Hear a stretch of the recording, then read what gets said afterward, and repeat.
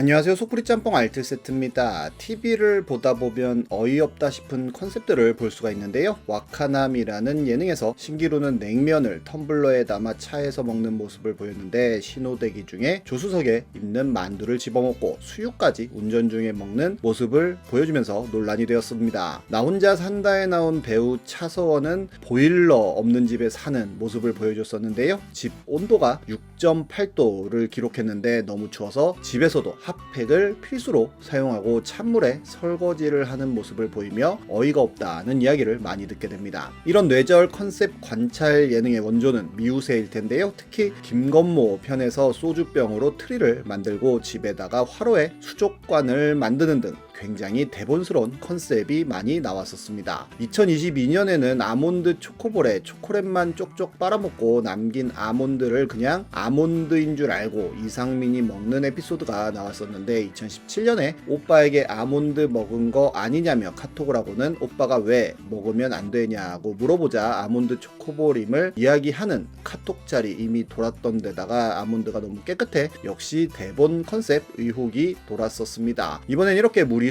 컨셉으로 욕 많이 먹었었던 예능들을 모아봤습니다. 그럼 한번 볼까요? 첫 번째는 부캐 전성시대입니다. 2019년쯤 해서 유산슬과 마미손 같은 가수들이 뜨고 부캐가 나름의 대중문화의 중심이던 시절이 있었는데요. 이후로도 정말 많은 연예인들이 부캐를 만들어서 큰 인기를 모으기도 하고 큰 호응 없이 사라지기도 했었는데, 오히려 부캐가 나오면 거부감이 들 때쯤인 2021년 말에 부캐 전성시대라는 예능이 나옵니다. 예전 영상에서 소개해드렸던 아바타 싱어 마냥 메타버스 아바타라는 단어가 들어갔고, 대한민국은 부캐의 시대라면서 오직 부캐만을 위한 세계 최초 메타버스 예능이라는 홍보를 했었는데요. 가상공간인 페르소나별 수도 세울시를 배경으로 5종족이 가상질병 블루바이러스 치료제인 행복을 찾기 위해 펼치는 대결을 그린다는 컨셉이라고 합니다. 부르고 웃기고 사고팔고 봐달라고 나누구로 나뉜 5분파가 출연한다고 하는데요. 제작 발표 때 PD는 메타버스와 부캐 세계관 모두 대세라며 마블처럼 연예인 부캐 IP를 기반으로 글로벌 세계관을 구축하고 시즌1을 성공해 시즌2는 물론 부캐 캐시 시대라는 시즌오프까지 만들겠다는 발표를 합니다. 10대부터 90대까지 출연진만 총 33명에 달하는 등 어마어마한 라인업을 자랑했었는데요. 그저 숫자만 많은 게 아니라 마미손, 윤세윤, 인순이, 양치승, 심영래, 고송혜 선생님까지 나름 각계각층에서 인지도가 높은 사람들만 모아서 출연시켰는데, 문제는 이렇게 설명을 들어봐도 도대체가 뭐하는 예능인지 모르겠다는 점이었습니다. 게다가 방송 전 가장 큰 이슈는 신정환의 복귀였는데요. 물론 악마의 재능 기부와 아는 형님으로 이미 공식 복귀를 했었지만 욕만 먹다가 소리소문 없이 사라졌었는데, 다시 한번 신정환 카드를 들고 나온 부캐 전성시대는 방송도 전에 욕부터 많이 먹게 되었고, 방송에 대한 거의 모든 이슈를 메타버스나 아바타가 아닌 신정환이 블랙홀처럼 빨아들이게 됩니다. 그리고 실제 1화가 방송되었지만 방송을 봐도 도대체가 뭐하는 컨셉인지 모를 정도로 정신없었는데요. 아바타 싱어처럼 CG로 만든 캐릭터들이 나와 노래를 부르게 됐는데 CG 퀄리티는 처참했고 뭔가 새로운 시도는 많이 하는 것 같지만 빵빵 터지는 부분은 전혀 없었으며, 시청률은 7화를 제외하곤 계속 0%대를 머물다가 10화 만에 종영하게 됩니다. 특이하게도 TV조선에선 부캐 전성시대와 TV조선 예능국의 오리지널 프로그램과는 상관이 없다며 TV조선의 새로운 예능 프로그램이라는 표현은 자제해달라는 발표를 하기도 합니다. 다음은 세모방입니다. 세모방은 세상의 모든 방송의 줄임말로 MBC에서 주말에 했던 프로그램인데, 다른 방송을 만드는 제작진들과 함께 콜라보를 하여 프로그램을 만들어간다는 나름 신선한 컨셉의 예능이었습니다. 초기 방송은 고송혜, 임백천, 허참, 이상벽이라는 어마어마한 경력의 방송인들이 박명수와 헨리가 찍어온 방송들을 보면서 토크하는 방식으로 진행하다가, 이후로는 몽골 방송이나 인도네시아의 홈쇼핑과 협업을 하기도 하고 형제 꽝조사 같은 유튜버와 협업을 하기도 하고 제주방송, 불교방송 같은 케이블 방송국과 콜라보를 하는 모습을 보였는데요. 몽골 방송 타방송과의 협업에서 말 고환을 김수용이 생으로 먹는 장면이 나와서 작은 논란이 있긴 했지만 나름 소소한 인기를 모으며 안정적인 방송을 하다가 피키캐스트 이거래알 팀과의 콜라보에서 큰 무리수를 던지게 됩니다. 피키캐스트에서는 세모방과의 콜라보를 알리면서 이렇게 무엇이든 대신 말해드립니다 라며 홍보를 하였는데 뜬금없이 난생 처음 모르는 사람에게 팩트 폭행을 당해보았다는 영상을 공개하는데요. 일반인처럼 보이는 이거래알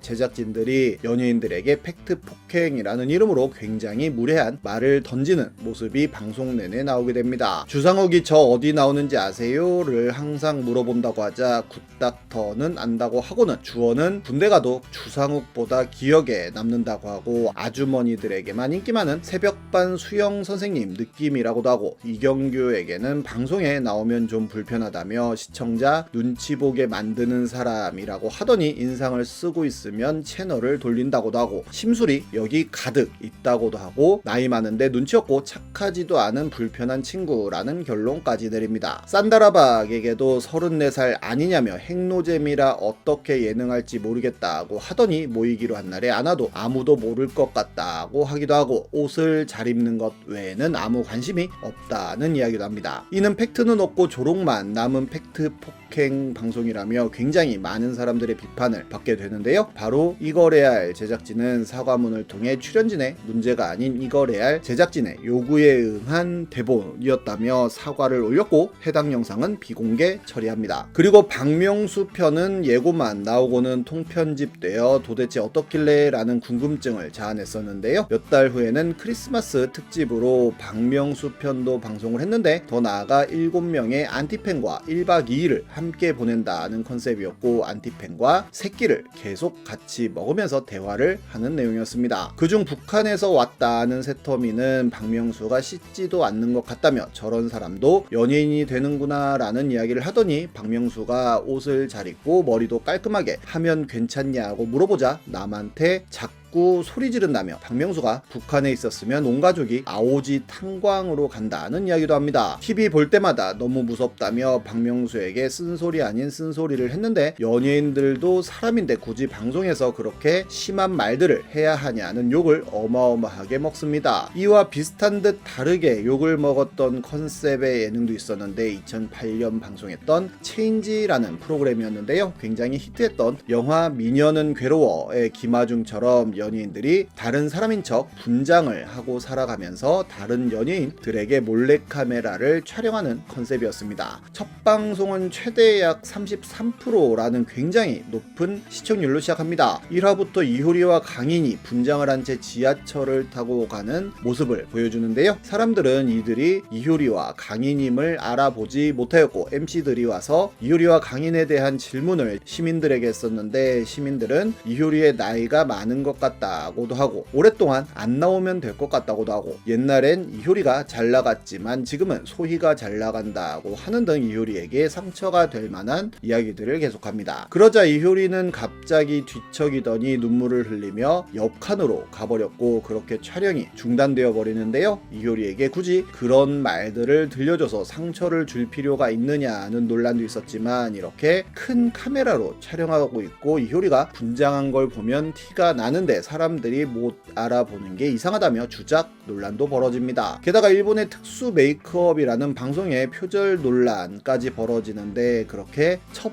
방의 큰 화제성을 뒤로 한 채 점점 관심도가 줄어들게 되는데요. 나중엔 이태란이 식당 종업원으로 분장한 후 노홍철과 사귄다는 설정으로 엄마를 속이는 등 무리수 설정을 남발하다 결국 소리소문 없이 종영하게 됩니다. 다음은 위기탈출 넘버원입니다. 위기탈출 넘버원은 시즌2까지 방영하면서 약 11년간 방송했던 장수 예능으로 워낙 인기가 많아서 어린이용 학습 만화로까지 나오게 됐었는데요. 사람들이 왜 위험에 처했는지 퀴즈 형식으로 맞추는 프로그램이었는데 나중엔 소재 고갈로 무리수를 어마어마하게 던지며 2승 탈출 넘버원으로 불리게 됩니다. 김치가 너무 짜서 사망, 치즈와 스프를 같이 먹다 사망, 와인인 줄 알고 부동액을 먹어 사망, 냉면을 안 자르고 먹어서 사망, 핫도그 먹다 사망, 선글라스를 벗어서 사망 등 말도 안 되는 원인을 사망크리로 몰아갔고, 기름을 닦은 휴지를 버려서 불이 난다고 하기도 합니다. 심지어 난방 텐트에서 나온 가루인 유리섬유 때문에 아이의 피부가 부어올랐다는 제보가 들어왔다면서 난방 텐트의 위험성을 방송했었는데, 알고 보니 해당 제보는